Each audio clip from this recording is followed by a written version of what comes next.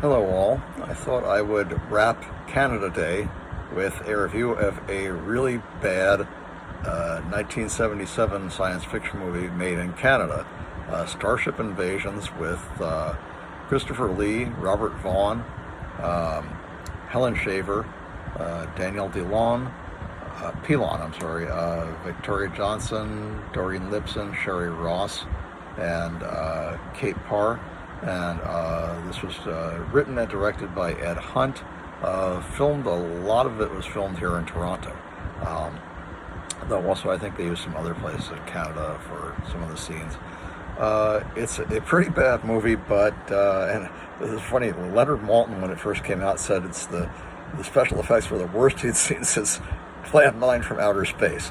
I don't think they were that bad. They were pretty cheesy, but I think, again, if you look at it for what it is, I think this movie was meant to be a comedy, though there are some kind of creepy elements in it too. It opens with a scene that is based on an actual, well, reported actual UFO incident, that of a Brazilian farmer named Antonio Vilas Boas. Was a farmer from Brazil who claimed in 1957 that he was plowing a field at night because it was too hot to do it during the day, and he saw a red orb kind of descend into the field in front of him, and it exuded three legs and landed, and all of a sudden his tractor stalled out and it wouldn't go. And he felt compelled to walk up to this craft.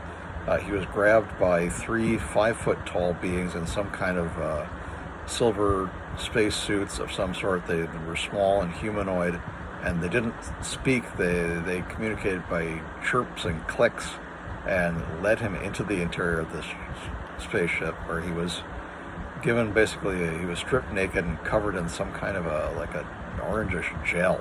And then they put him into another room where a gas came in and he became violently ill. And then they took him into a third room where there was a beautiful naked woman, had long blonde hair, but allegedly both her underarm hair and her pubic hair were bright red.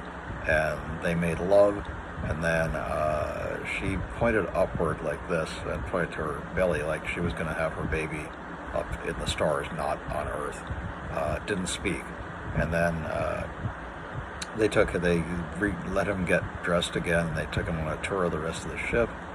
He tried to take a sort of a clock-like device, but they wouldn't let him take it, and they let him back outside. And he thought that only about an hour had passed, but he found that 4 hours had actually passed. He never recanted that story. He was interviewed many times. He later went on to become a lawyer. Anyway, in the movie, it's not a Brazilian farmer, it's a Canadian farmer, and basically the same thing happens. He's plowing his field, and a spaceship that looks basically like one of the McMinnville UFO photographs. It was obviously based on that, but it looks like it's made out of styrofoam. Lands in his field, and he's taken inside, given the exam, and given sort of like an intelligence test. And they don't strip him naked, but they bring a beautiful woman into the room, and I think that's Kate Parr. And there are these people, they're wearing these outfits that have covers them completely, and it's got a cap, and they're black, and they have a winged serpent. It was really kind of cool. The design of it was very cool on their chest. And they don't speak, they talk telepathically. And their leader is Christopher Lee. And they put a device up to his head, which later on we find out is a device that transmits a signal that makes people commit suicide. And after he tells his story to the local sheriff, he does commit suicide in his barn. And it goes on to this ship led by Christopher Lee lands at an underwater, it can go underwater too, lands at this underwater pyramid somewhere in the Bermuda Triangle, and that is home to the League of Races. There are two opposed forces. The League of Races, which is aliens who protect life, and then there's the Legion of the Winged Serpent, LWS, which is led by Christopher Lee and his cohorts. including this beautiful woman, Kate Parr. And they greet them, and they're different looking. They have, sort of domed shaped heads, and are white, and some of them look just like normal humans. One of them is a very beautiful redhead, played by Sherri Ross, who's a Canadian actress, and really long, resplendent red hair. And she takes Retuculi to a relaxation area. You also see they have these androids, and this is interesting. The androids look like the description of the Pascagoula, Mississippi UFO, so that they have pointed helmets that have 3 points on them. That was reported in that incident, that these beings were some sort of space suit that had these things. Sorry, there's a fireworks show going on for Canada Day in the background, if you can hear it. I made a few notes here. Bad acting, bad sets, bad sound. The sound is terrible. I had to turn the sound all the way up to be able to hear it. The soundtrack by Gil Mellies is not terrible, but a little corny. Anyway, these Legion of the Winged Serpent have obviously their planet is dying, apparently. They come from a planet called Alpha in the constellation of Orion, and Christopher Lee has a device on his wrist, which is basically a cube that has a red circle in it. It says if the red circle starts to glow, it means that their sun has gone supernova, and that they have nowhere else to go. They want to, as is typical of this thing, they want to take over the Earth. And to do that, they have this ship that's in orbit that shoots down a beam, and it makes people commit suicide or murder each other. And the effect is really cheesy. All they did was use scratched film. You can see it. It's like a scratched film lightning bolt that shoots down towards the Earth, and all of a sudden people are just walking down the street and they start shooting each other in the head and committing suicide on the sidewalk, and a little bit creepy, a little bit gory too for the time. But their plan is to make everybody kill themselves so that they can repopulate the Earth themselves. They discover by testing a woman that who they abduct also, that their DNA, the Legion of the Winged Serpent's DNA, is derived from human DNA. They are basically our descendants, but now they have to wipe us out, which is sort of mean for one thing, and ironic in another. Let's see. Made some other notes here. Oh, there's a reference to the Robert Vaughn plays a UFO scientist. At one point, he's reading a magazine that's talking about cattle mutilations, and of course, those are somewhat associated with UFOs, or were in the 70s. At one point, his wife is looking at a photograph in a UFO magazine, which is of a still from the movie UFOs Now and Then, narrated by Rod Serling, allegedly of a UFO that actually landed at Holloman Air Force Base, and I noted that.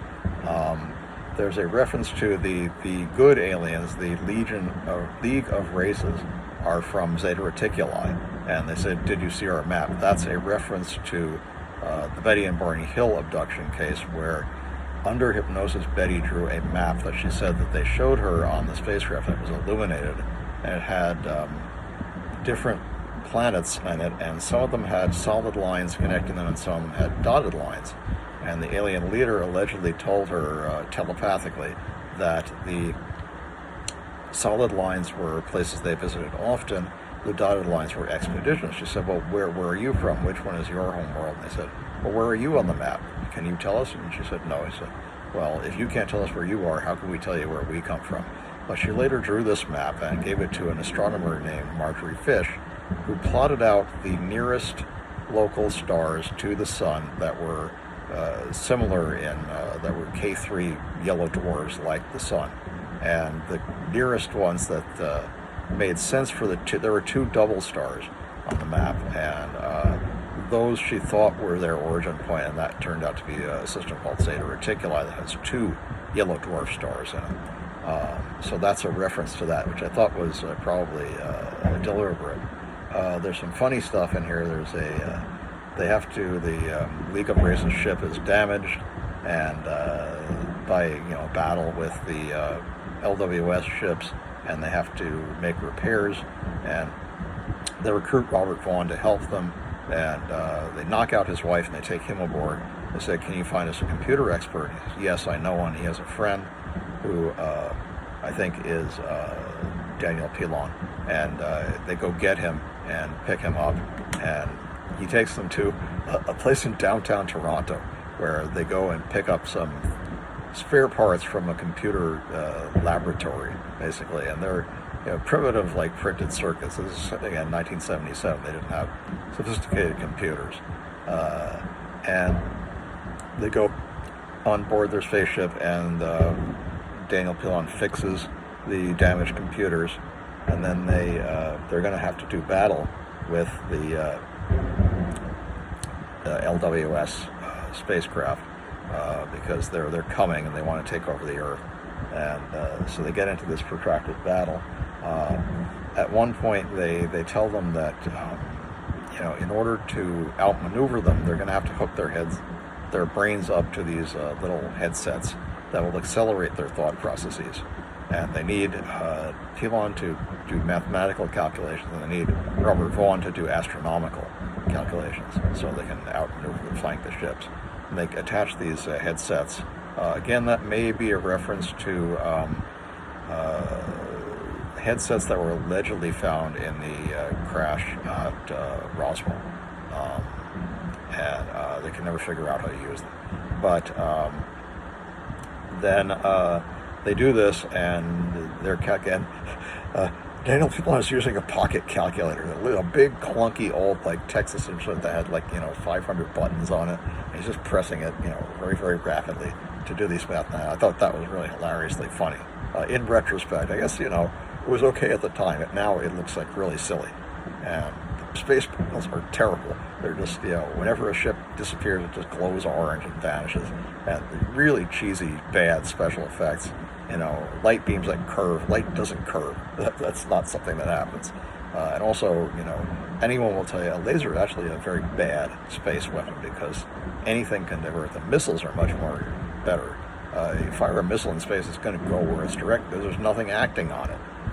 It's just going to hit where it's aimed at. But anyway, they wanted to do, kind of fancier effects, I guess, try to compete with Star Wars, that kind of thing.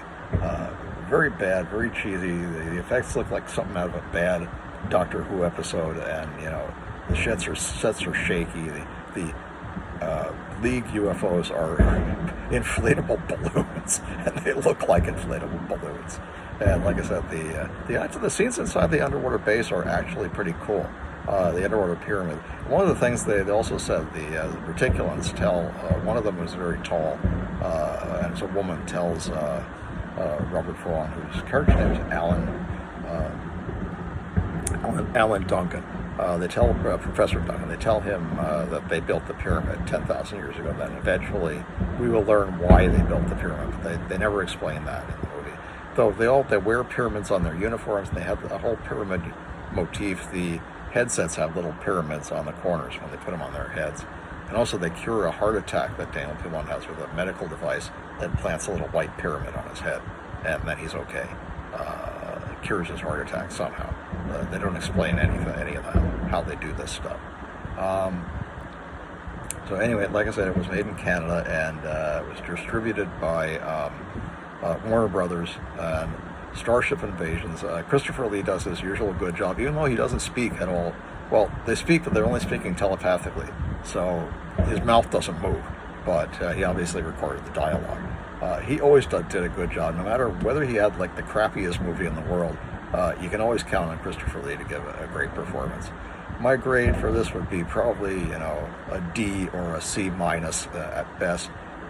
Really pretty grade Z stuff, but there are some good things in it. Some of the costumes are good. Some of the android effects I thought were pretty good, and some of the space battles were bad and silly looking. But again, it's kind of a fun movie. It's also kind of a creepy movie with the whole thing about the suicides and dead bodies lying in the street and crashed cars. And there's an article in Time that says suicide epidemic. Will there be a tomorrow? The question mark. It's kind of that part of it's kind of scary. But pretty not good, but interesting.